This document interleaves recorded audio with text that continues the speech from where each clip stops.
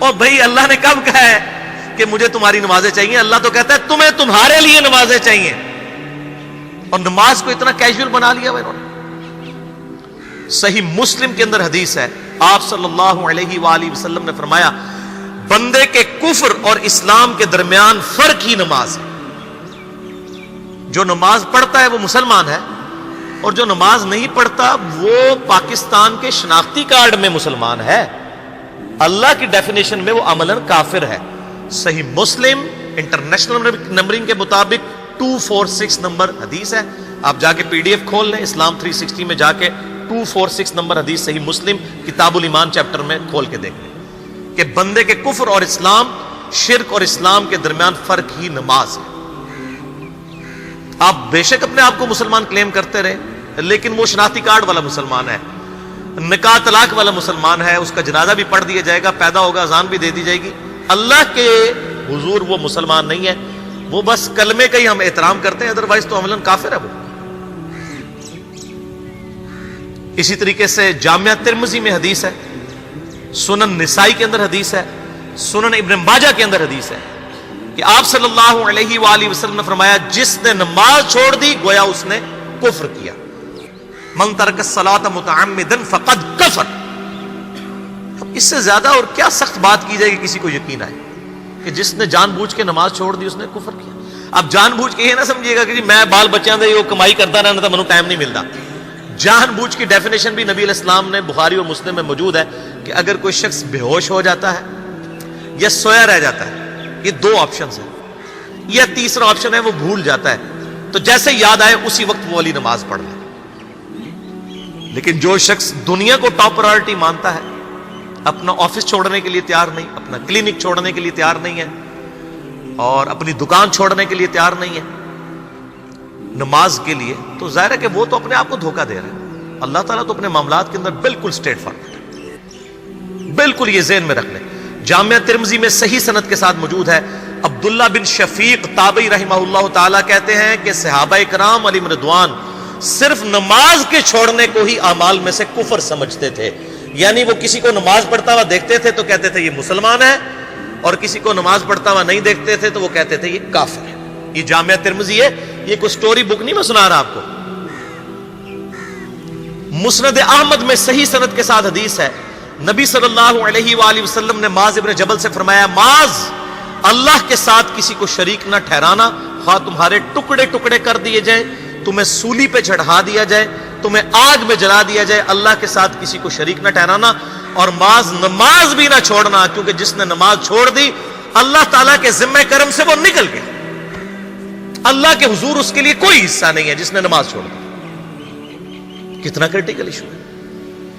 اور اسی طریقے سے مسند احمد میں ہی ایک اور حدیث ہے کہ آپ صلی اللہ علیہ وآلہ وسلم نے فرمایا جس شخص نے اپنی زندگی میں نماز کی حفاظت کی، قیامت والے دن وہ نماز اس کے لیے نور ہوگی، نجات ہوگی، اور اس کے حق میں دلیل ہوگی، اور جس نے نمازوں کی حفاظت نہیں کی اس کے لیے قیامت والے دن کوئی نجات، کوئی نور اور کوئی دلیل نہیں ہوگی، الٹا اس کا حشر قارون، فرعون اور ابی ابن خلف کے ساتھ ہوگا، والعیاذ باللہ تعالی۔ یہاں تو ہم کہہ دیتے ہیں یا اللہ جو کچھ بھی ہے تیرے محبوب کی امت سے ہے، یعنی اے اللہ ہم نے تو اپنی اصلاح کوئی نہیں کرنی، ہمیں اسی طریقے سے ہی قبول کر لیں، والعیاذ باللہ تعالی۔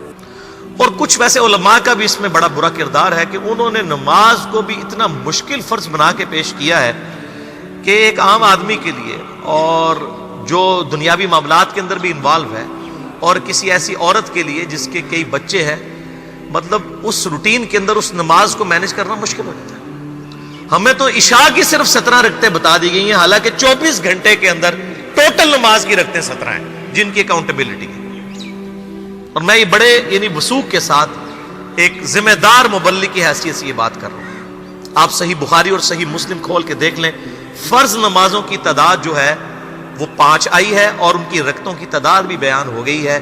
فجر کے 2 فرض، ظہر کے 4 فرض، عصر کے 4، مغرب کے 3 اور عشاء کے 4، اور سفر میں سارے 2 فرض ہیں، مغرب کے 3، یہ ٹوٹل 17 رکھتے ہیں جن کی اکاؤنٹیبلٹی۔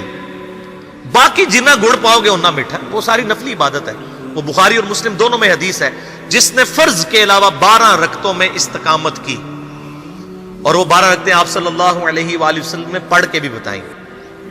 اور امہات المومنین میں سے سیدہ عائشہ نے، سیدہ ام سلمہ نے، سیدہ ام حبیبہ رضی اللہ عنہن نے روایت بھی کی کہ 2 فجر سے پہلے، 4 ظہر سے پہلے، 2 ظہر کے بعد، 2 مغرب کے بعد، 2 عشاء کے بعد. یہ 12 سنت موقدہ، جس نے یہ پڑھی اسے جنت میں محل ملے گا. اگر کوئی نہیں پڑھتا تو گنہگاری والا معاملہ کوئی نہیں ہے. اسی طریقے سے اس کے علاوہ ایک اور وطر کی نماز ہے جو سنت موقدہ ہے.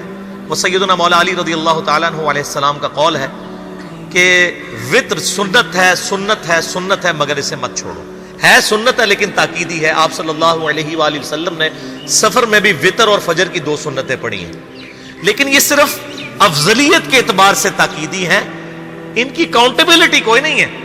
البتہ یہ ضرور ہے، سنن ابی داؤد میں ایک حدیث ہے کہ جس کی قیامت والے دن فرضوں میں کوتاہی نکل آئے گی تو اللہ تعالیٰ فرمائے گا میرے بندوں کی جو نفلی اور سنت عبادت ہے اس کو تول لو اور فرضوں کے ایکویلنٹ قبول کر لو.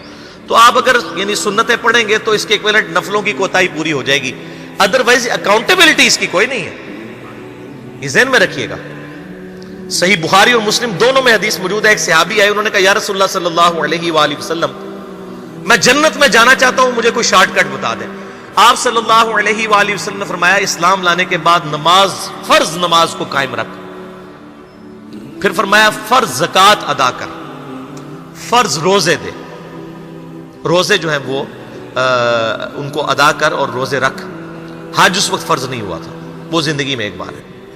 تو اس نے کہا یا رسول اللہ صلی اللہ علیہ وآلہ وسلم جتنا آپ نے مجھے بتایا نہ میں اس میں ایڈ کروں گا نہ اس میں سے کوئی چیز مائنس کروں گا. اور یہ کہہ کے وہ چلا گیا. آپ صلی اللہ علیہ وآلہ وسلم نے فرمایا اگر کسی نے کسی جنتی شخص کو دیکھنا ہے تو اس کو دیکھ لو جو یہ کہہ کے گیا کہ میں فرض نماز سے زیادہ کوئی نماز نہیں پڑھوں گا، صرف فرض روزہ ہی رکھوں گا، فرض زکوٰۃ ہی دوں گا. اب روزہ اور زکوٰۃ میں تو ہمارے علماء کو اور عام پبلک کو بھی جو دیندار لوگ ہیں ان کو ہضم ہوتی ہے کہ کوئی شخص یہ نہیں کہتا کہ بھئی پیر اور جمعرات کا روزہ. صحیح مسلم میں حدیث ہے کہ آپ صلی اللہ علیہ وآلہ وسلم کے نفلی روزوں کی یہ روٹین تھی. کوئی آپ کو یہ نہیں کہے گا کہ جس نے جمعرات اور پیر کا روزہ نہ رکھا اس کے رمضان کے روزے ہی قبول نہیں ہوں گے. کوئی کہتا ہے؟ کیونکہ ان کو پتہ وہ نفلی ہے. اسی طریقے سے زکوٰۃ تو صرف 2.5% ہے نا، باقی تو نفلی صدقات ہیں جتنے مرضی دیں. کوئی شخص نہیں کہتا کہ نفلی صدقہ نہ دیا تو آپ کی زکوٰۃ بھی قبول نہیں ہوگی. الٹا یہ کہتے ہیں وہ بس جی زکوٰۃ دے لو تو باقی سارا مال پاک ہے. لیکن جب فرض نماز کی باری آتی ہے تو اس وقت وہ 12 رکھتے ہیں بھی سنت موقدہ بیچ میں گھسیٹ دیتے ہیں. وہ بھی صرف فضیلت ہے. ٹوٹل 17 رکھتے ہیں، 2 فجر کی، 4 ظہر، 4 عصر، 3 مغرب، 4 عشاء. یہ میں کو اپنے لیے گراؤنڈ نہیں بنا رہا، میں تو الحمدللہ اس کے علاوہ بھی نفلی عبادت کرتا ہوں. لیکن میں بتا رہا ہوں خدا کے لیے لوگوں کو دین ایسا مشکل نہ پیش کریں کہ جو نبی علیہ السلام نے امت کو وہ دین نہیں دیا ہوا. اپنی مرضی سے انجیکٹ نہ کریں دین، لوگوں کے لیے مشکلات نہ کھڑی کریں. ان کو فرض نماز تک رکھیں. پھر انشاءاللہ کئی لوگوں کو میں نے اس نے نماز شروع کروائی، انہوں نے سنت نماز بھی، نوافل بھی شروع کر دی ہیں. لیکن آپ کم از کم وہ ڈیٹم لیول تو اچیو کروائیں لوگوں کا. لیکن فرض نماز کی باری آتی ہے کہتے ہیں جی سنتے بھی حصہ ہے.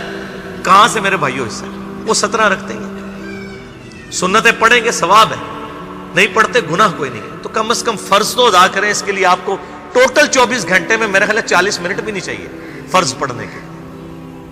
تو اس کے اوپر تو استقامت کم از کم ہم اختیار کریں.